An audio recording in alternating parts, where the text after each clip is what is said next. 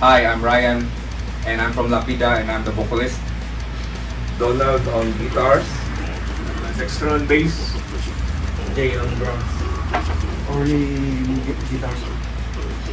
And we want to invite you to watch our interview from the Throne Records, and go visit our page, Lapida Death Metal, Davao City.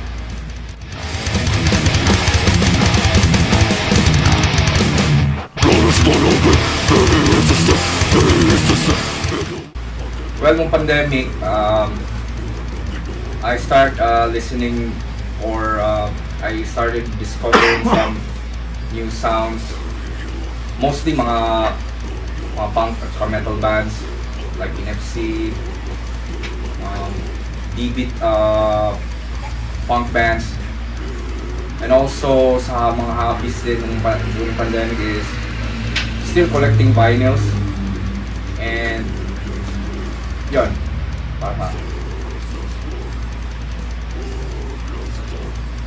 Masaya yung pandemic, masaya. Kasi pabahay lang palagi. Kasama yung pamilya, bike, trail bike, dirt bike, saka nagawa ng mga bagong tunog para sa next material. yun. Yeah. Pandemic. Medyo nagagdag sa hobby namin. Yung pagkahilig namin dun sa bike, trail, skateboard. Ano nga, gawa din ng mga iba-ibang tunog.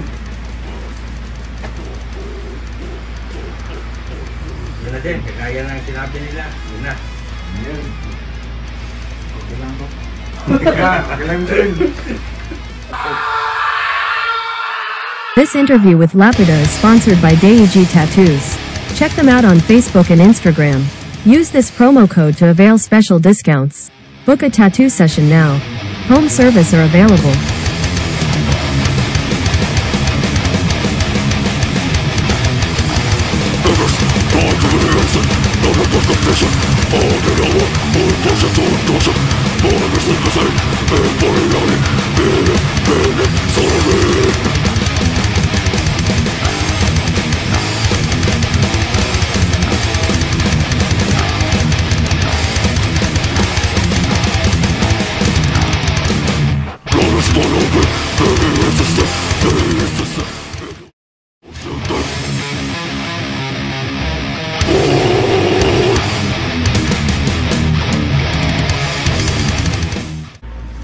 Lapida started way back 2000, 2001, between those years, and also the first member was the four of us,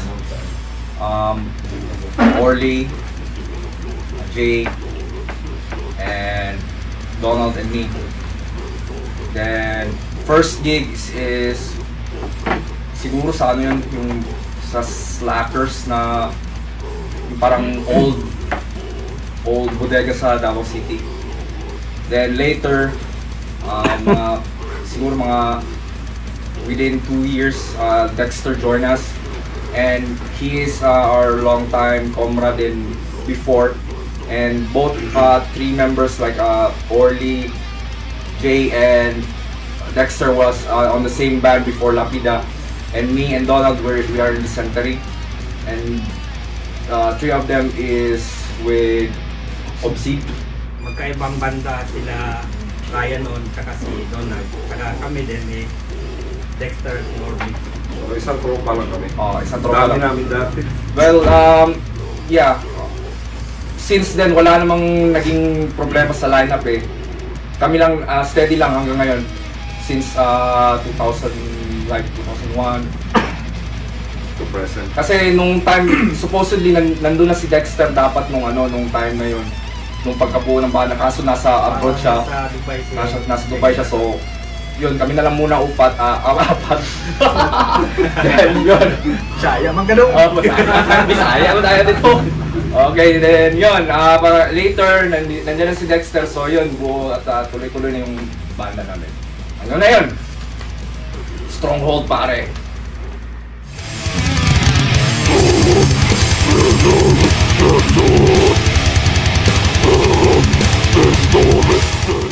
Magawa kami ng yung mga rips, ako at saka si Orly, and then forward namin kay Jay to fill in the drums sa studio namin, and then pag okay na, forward na naman ka Dexter to fill in the bass, and then pag ma-okay na yung isang kanta, si Kulot na yung si Ryan na yung last, tapos siya na yung gagawa, lang, guide lang kung saan yung saan papasok yung kanta, kung Tapos mabuo. practice na yung ang kanta hanggang sa yun, nabuo yung isang kanta. May mga riffs din na dinidecline minsan. Kasi parang hindi akma. Kasi parang hindi lapidan na tema eh. Wag yan, parang hindi lapidan eh. Parang yung sa kabilang banda. Wag, hindi pwede yan. Parang hindi lapidan, parang hindi saglit siya ng lapidan. Meron din kasi yun din naman yun yung yung parang paano kami na known as a band, kasi meron talaga kaming we will just to be safe, meron talaga kaming signature sound na mga sound na incorporate na kami talaga. Kahit na kino-compare kami sa ibang mga banda sa abroad, pero we want to make sure na we will stay as our own kind of sound as well. Stick to our genre talaga. Yeah! Talagang riffs talaga ng lapidan. Para Death metal, double style. Uy, lapidan to. Yung ganun mga temahan. Early! Tugtog masyado. Yun. Focus in tight. Matigas. Gas.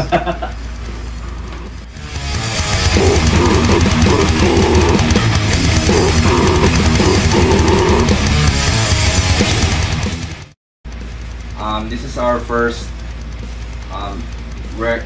full-length album, and it's entitled The Macabre Possession. It was recorded from mid-2000 amidst the pandemic till early 2001, and this was recorded at Davao City, and also the name of the studio is Slownwave Studios, and this consists as 9 tracks of Davao Death Metal. Yan. Davao Death Metal style, at saka ano pa? Yeah. Kala namin hindi na ma-release yan kasi naungot sa Naungot. tingga sa custom. Oh, yun lang. Parang siguro na-hold ng custom yun na almost 1 year, kasi kaya gawa din ng yung parang mga policies nila, at saka na din. Parang late na release yung CD mismo talaga sa in-expect na date. Kasi yung node ng custom, putang ina ng custom yan. Mga siguro mga almost a year talaga. Nasin lang ganun. Yeah. Tsaka din, this was released by, the CD version is released by Davao Hellbangers, thanks to Ace of Maniac and Corridor. And also, may tape version din dito, kaso ubus na. Nirelease ni Edsel from Bala Ulmo Records.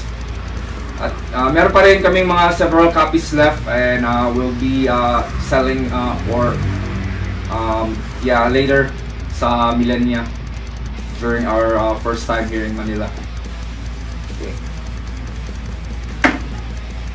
Grab a copy, guys.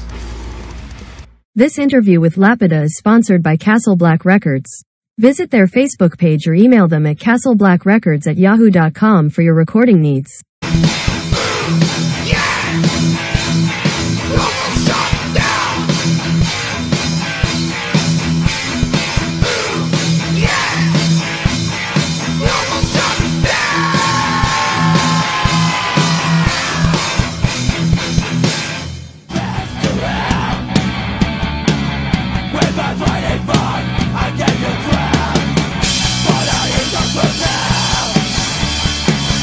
I will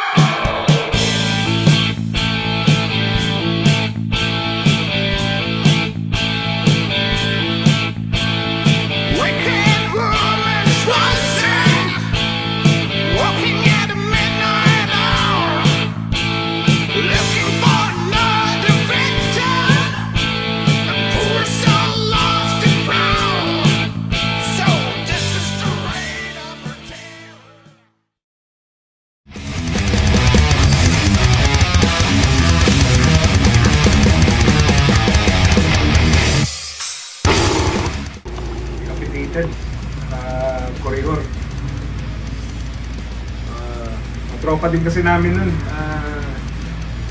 Yun yung in college. University of days pa. Mindanao. Ang College dami days. namin doon.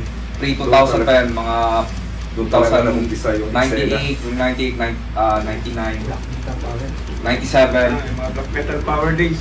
Sila yung nauna na Unang gig na metal sa Davao. Black Yung Knights. sa Black Knights. Big Show the Black Knights. Yun, Yun yung- parang naging community din yun. Yun yung bukas ng gate para Gateways to Annihilation.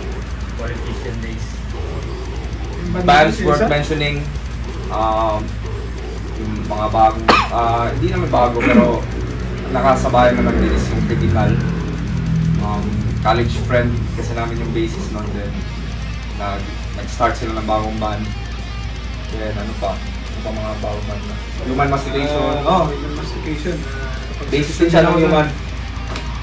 Medyo lately, mga gigs, hindi na ako nakasali. Kasama kasi sobrang busy nga. Yung unang banda nyo, Dysentery. Dysentery. Kaya kami. May mga demo pa kami dati din ng ano, yung dating banda namin. Kaso nawala yung mga demo. At saka Pax Movies ko din, kaming dalawa ni Donald din yun. At saka Dysentery. Not to mention, Convener. Black metal. Black death metal naman. This was early 2000 na.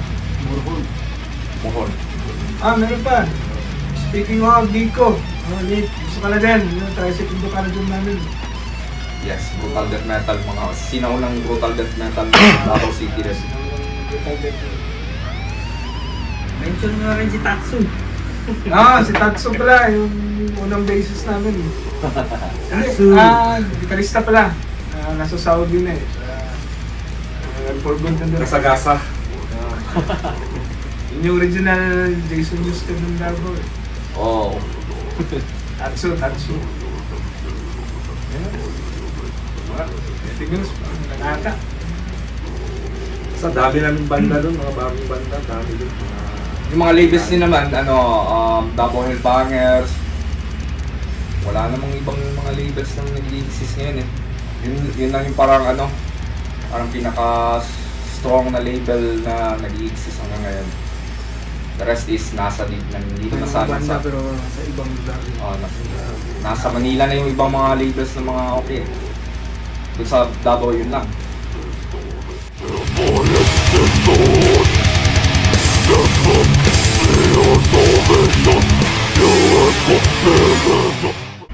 Most memorable na mga gigs na pinanood namin is yung Cannibal Corpse live in Manila, Suffocation at saka Carcass.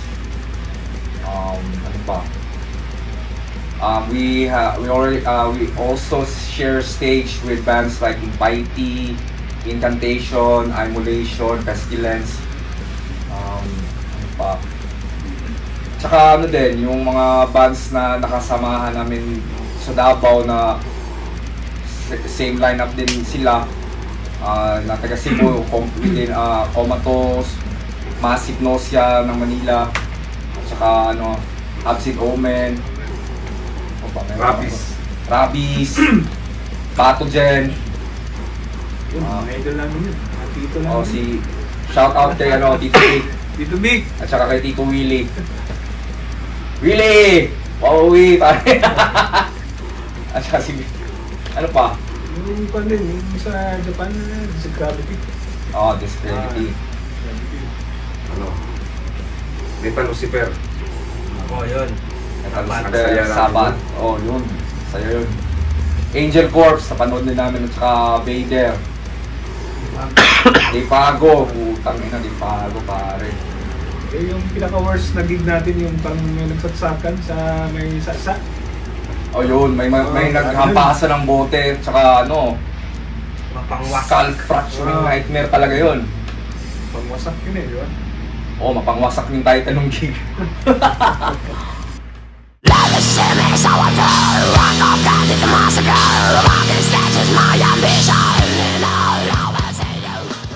This interview with Lapida is sponsored by Cursed Ink Tattoos from San Mateo, Rizal. Visit their Facebook page or contact them at 096640745557. Book a tattoo session now and use this promo code to avail special discounts from Cursed Ink Tattoos.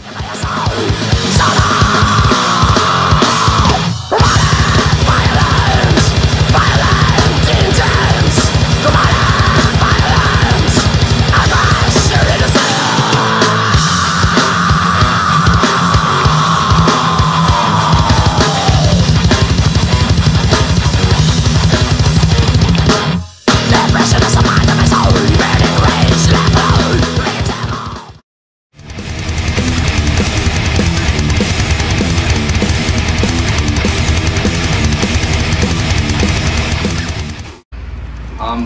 future plans for Lapida is yun, parang ito talaga yung pinaka first ano namin official tour ngayong gabi sa Millenia Marikina at 6 o'clock PM. Don't forget later ha.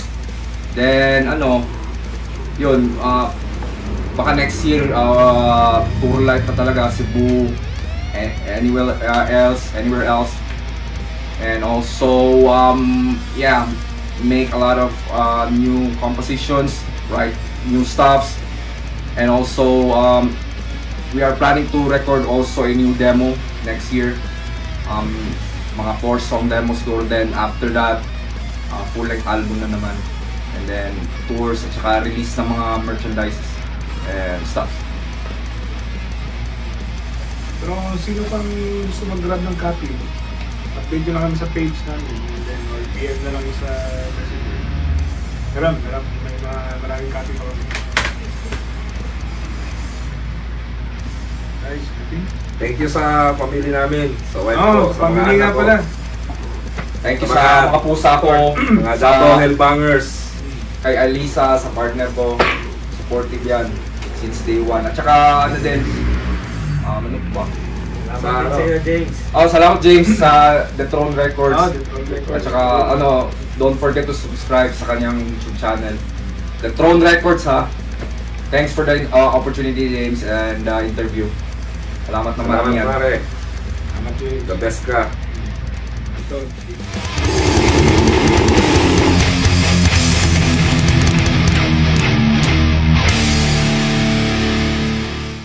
So, catch us later in our gig in Millenia. Millenia. So, gladly we are for almost 23 years.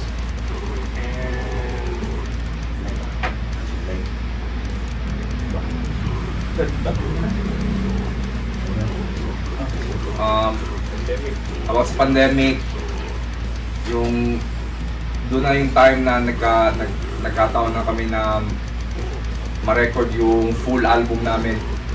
Kasi yun yung time na nandito lang kami halos nasa bahay lang kami, tapos yung mga kabanda ko din is nasa Davao City lang lahat kasi hindi pwedeng lumabas beyond the vicinity. So yun yung time na na-record namin yung first album namin within 23 years of existence ng bands. Dun pa yung time na na-record namin yung full album, at saka nakahanap din kami ng mas okay na studio na kayang ma-produce at saka ma-cater yung sound na hinahanap namin. At saka yun, aside sa pag-record ng album, yung mga ginagawa namin is mountain bike, tsaka inuman lang sa bahay. Ganun. So, thank you sa pandemic. So, work from home. So, taroon kami ng maraming time para gawa ng kanta para mabuo yung record. Yun nga, gawa ng sobrang busy namin yun sa pandemic, medyo nabuo yung album namin. Almost 23 years, medyo meticuloso yung banda sa mga prospect ng sounds. Hopefully naman is, yun nga, na-record namin yung pandemic na nagka-time na rin yung nabuo. So, ulit, nasa Marikina kayo mamaya. Sa Millenia, Millenia.